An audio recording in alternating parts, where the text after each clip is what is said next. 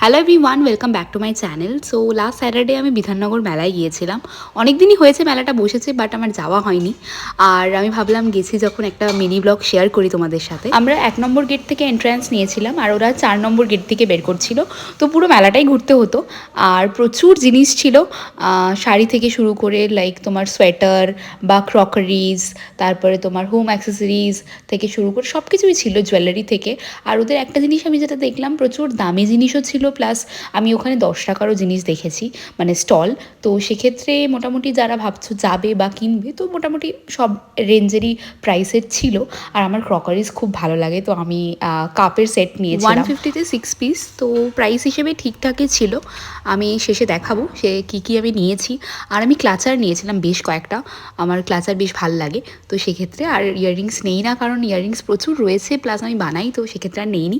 আর খাবার স্টল ছিল, আমরা ওখান থেকে ভেটকি, বাটার ভেটকির ফিশ ফ্রাই খেয়েছি। আর ওই দিন ভেবেই গিয়েছিলাম যে মেলায় একদম মেলার জিনিসপত্রই খাবো।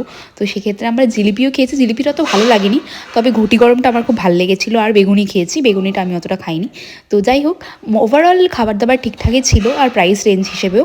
আর আমি স্টলগুলো যতটা পেরেছি দেখিয়েছি। আর মোটামুটি আমার বেশ কয়েকটা জিনিস খুব ভালো লেগেছে। স্যান্ডেলিয়ারগুলো বেশ ভালো ছিল, বাট একটু প্রাইস রেঞ্জটা আমার একটু বেশি লাগছিল।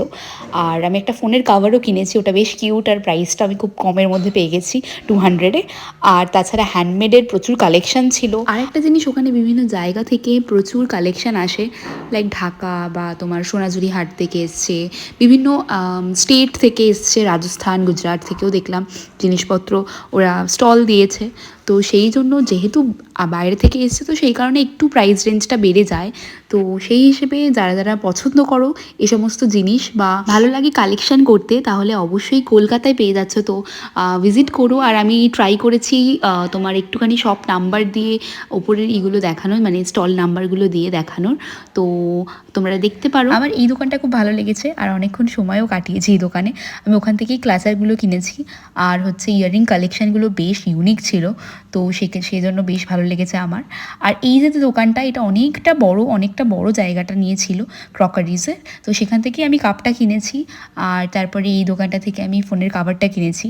প্রাইস রেঞ্জটাও ঠিকঠাকই ছিল, 200, 250, 100, 150 এরকম অ্যারাউন্ড। ওখানে গানেরও প্রোগ্রাম হচ্ছিল, আর ইন্দ্রনীল সেন এসেছিল। আর তাছাড়াও বেশ কয়েকজন আর্টিস্ট এসেছে আগেও, পরেও হয়তো আসবে। বিশেষ করে বেরিয়ে 20 রুপিসের এই ঘটি গরমটা অবশ্যই খেও, আমার খুব ভালো লেগেছে। আর তাছাড়া জিলিপি নিয়েছিলাম এখান থেকে, মানে আমার অতটা ভালো লাগে। এই জিনিসগুলি আমি ওখান থেকে কিনেছি, বেশি কিছু না, but I hope you like the video. Don't forget to subscribe, share করো যারা যেতে চাও, আমি অ্যাড্রেসটা দিয়ে দেবো। And stay connected for more such videos.